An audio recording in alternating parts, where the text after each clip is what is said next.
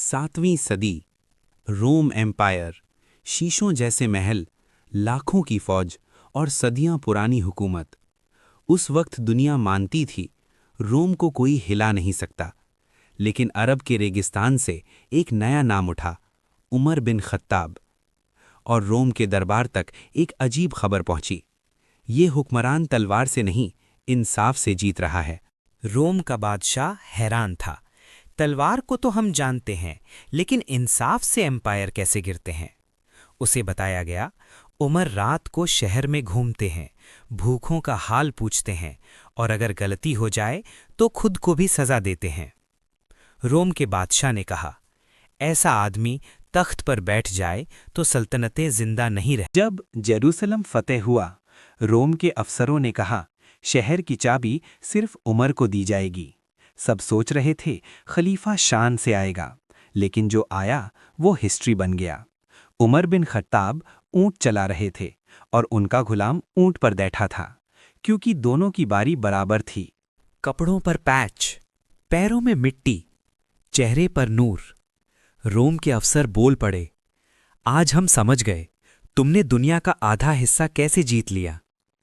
उमर ने कोई जवाब नहीं दिया, क्योंकि उनका जब रोम के बादशाह को ये सब बताया गया तो उसने सिर्फ इतना कहा, जब तक उमर जिंदा है रोम महफूज नहीं है। ये खौफ तलवार का नहीं था, ये खौफ था इंसाफ का। एक रोमन नागरिक मुस्लिम अफसर के खिलाफ शिकायत लेकर आया।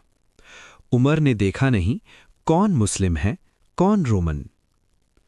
अफसर को सजा दी गई। रोमन नागरिक रो पड़ा और बोला, आज मुझे पता चला सच्ची हुकूमत क्या। ये वो दौर था जब रोम एम्पायर दुनिया की सबसे बड़ी ताकत थी। उसका बादशाह सोने के तख्त पर बैठता और पूरी दुनिया से खौफ मांगता, और दूसरी तरफ मदीना का खलीफा, ना महल ना लश्कर का घमंड, सिर्फ इसी दौर में रोम के बादशाह ने इस्लाम को दबाने की बात सोची, और वहीं से शुरू होता है वो खत। जब रोम के बादशाह के दरबार में ये खत पढ़ा गया, दरबार खामोश हो गया।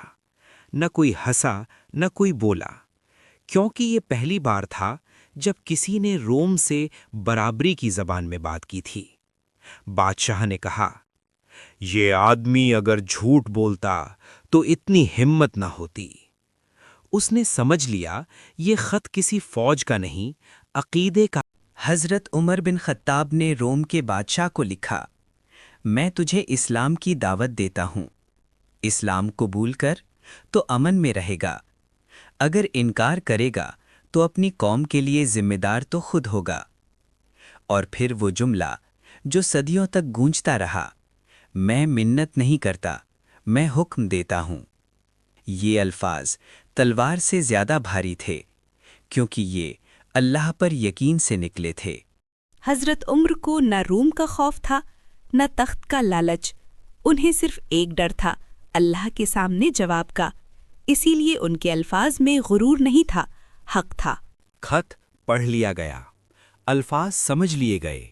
अब फैसला सिर्फ जुबान से नहीं, तलवार से होना था। रोम के बादशाह ने खत बंद किया और दरबार में कहा, अब अरब को उसकी औकात दिखानी होगी। यहीं से जंग का अगला दौर शुरू होता है। जंग की कहानी थोड़ी लंबी हो जाती, इसलिए उसको हम 3 दिन बाद दिखाते हैं अगले एपिसोड में।